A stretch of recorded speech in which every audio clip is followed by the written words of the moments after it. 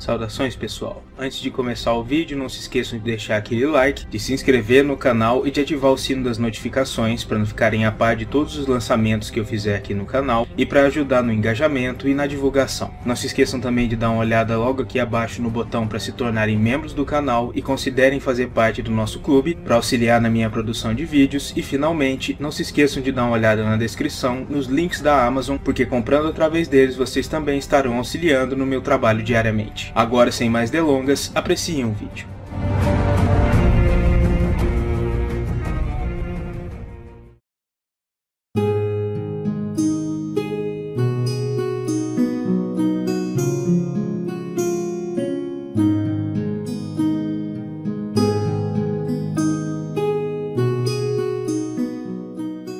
Nos idos do ano 132 após a conquista, enquanto os 7 reinos de Westeros estavam se recuperando lenta e dolorosamente da maior guerra civil e do maior fratricídio que o continente já havia testemunhado, durante a Dança dos Dragões, um longo inverno se abateu sobre o sofrido povo dos reinos, como se os deuses anunciassem a todos que, apesar das agruras profundas que haviam sofrido até aquele momento, isso nem de longe representaria sofrimento o suficiente para aplacar sua sede, e que os Westerosi teriam de sofrer ainda mais dor e sofrimento para aplacar as divindades e para purgar os muitos pecados cometidos durante a guerra.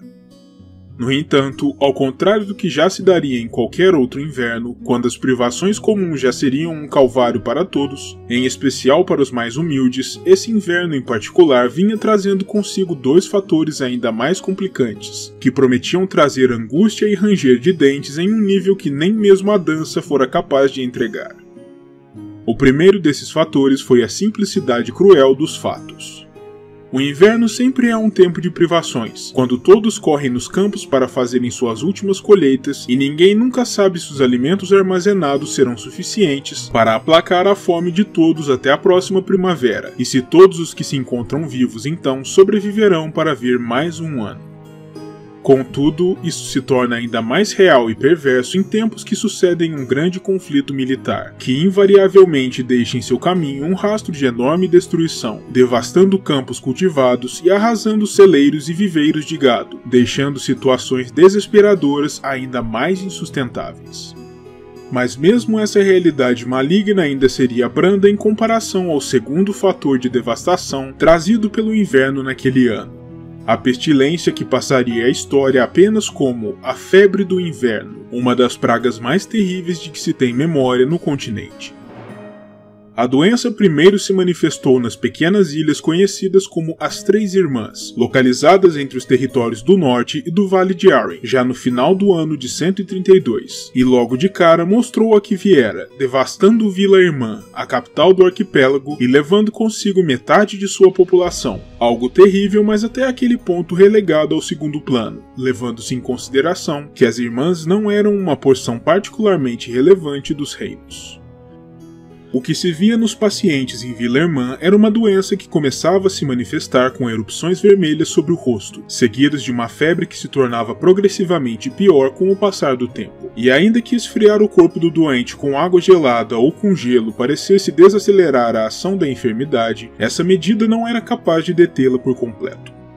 Lá pelo segundo dia da infecção, o doente começava a tremer violentamente, além de reclamar de um frio extremo, apesar da febre alta, e na altura do terceiro dia, o paciente se tornaria delirante, falando frases desconexas e aparentemente fora da realidade, além de começar a suar profusamente.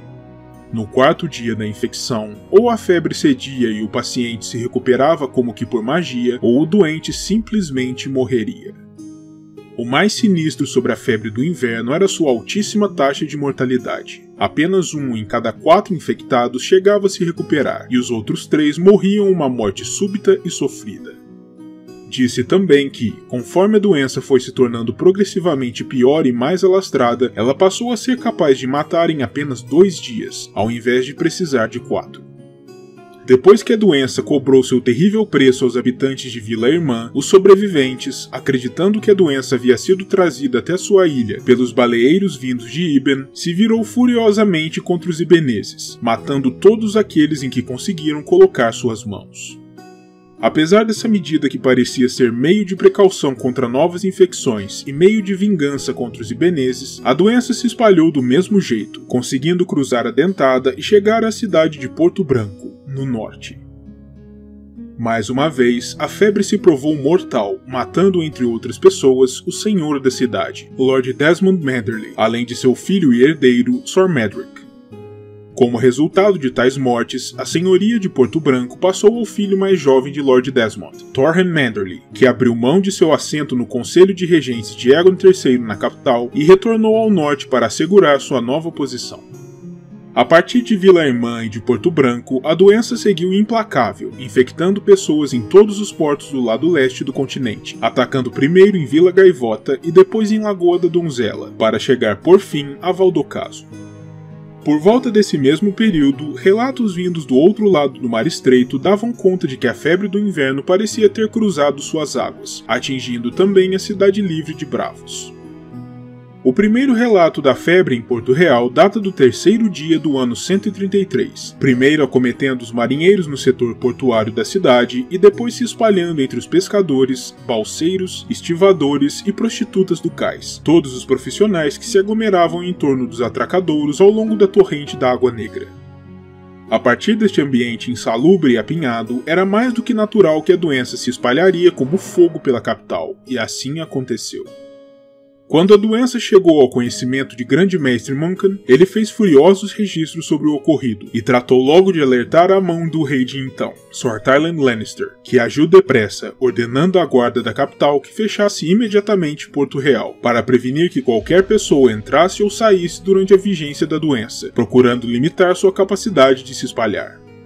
Sir Tywin pretendia manter Porto Real fechada a qualquer custo, até que a pestilência seguisse seu curso, pois até aquele momento não se conhecia nenhuma cura eficiente para a febre, embora diversos charlatães já tivessem agarrado a oportunidade de prometer curas milagrosas, cataplasmas potentes e encantamentos mágicos que teriam o suposto poder de acabar com a febre ou, pelo menos, de mantê-la à distância, nenhum dos quais eficientemente.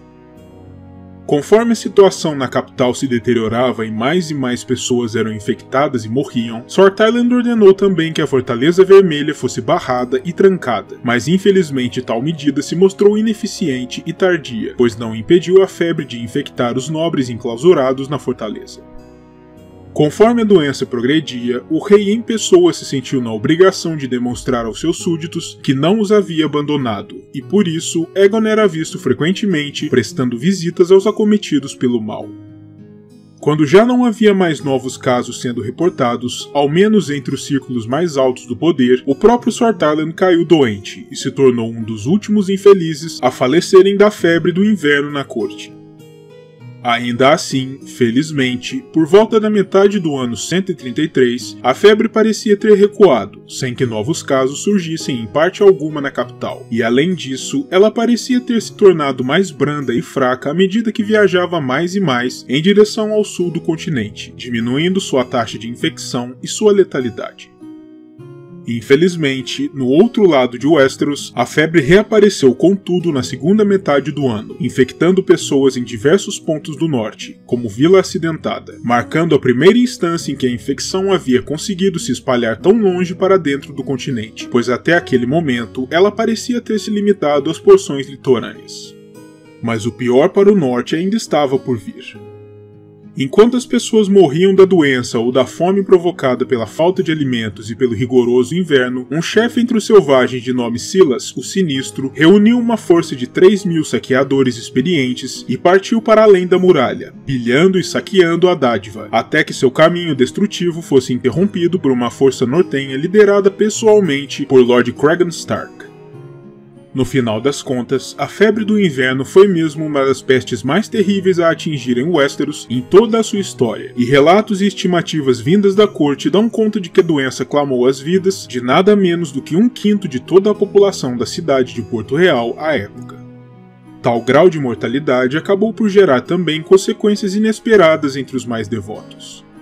No dia do festim do pai acima de 133, um pobre irmão suspeito teve sua língua arrancada fora como punição por pregar que os 7 haviam enviado a pestilência como uma punição pelo incesto ainda praticado pela casa real. Naturalmente, os altos círculos do poder queriam que tal conversa perigosa fosse logo silenciada, pois eles ainda se lembravam de todo o mal que havia sido praticado da última vez em que a fé militante havia se levantado contra a casa Targaryen pelo mesmo motivo. Além dele, um dos últimos homens condenados pela justiça real naquele dia foi um mercador oriundo de Pentos, acusado e considerado culpado por ter trazido a febre de inverno desde Vila Irmã até a capital, causando todo o caos que assolara a cidade.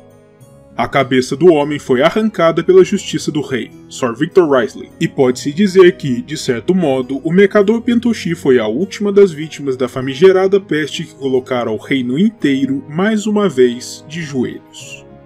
A conta da febre fora pesada em toda a parte, levando muitas vidas em todos os lugares pelos quais havia passado, mas em nenhum outro ela representou tamanho abalo político quanto em Porto Real, onde deu cabo das vidas de diversas figuras emblemáticas. Além do próprio Sword Island, outras figuras notórias levadas pela pestilência incluem a rainha viúva Alicent Hightower, matriarca da facção verde durante a dança, duas das damas de companhia da princesa de Hero Targaryen,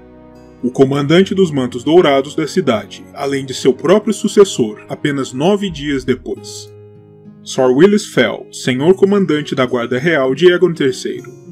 Lord Lewin Corbray, que servira como um dos protetores do reino durante a minoridade de Aegon, além de sua amante e de diversos de seus criados. Lord Roland Westerling, do Ocidente, e Lady Razel Hart, a esposa de Sir Daeron Velaryon. Todas essas mortes aconteceram no ano 133 após a conquista. Vale ainda mencionar que o próprio Grande Mestre Mancan, um dos responsáveis maiores por tentar encontrar uma cura para a pestilência em tempo hábil, chegou a cair doente com a febre, mas foi um dos poucos afortunados a se recuperarem. Outro homem importante que se recuperou da doença foi Lord Manfred Mutton, o Senhor de Lagoa da Donzela, embora a doença tenha custado caro à sua saúde, sendo ele um homem velho então.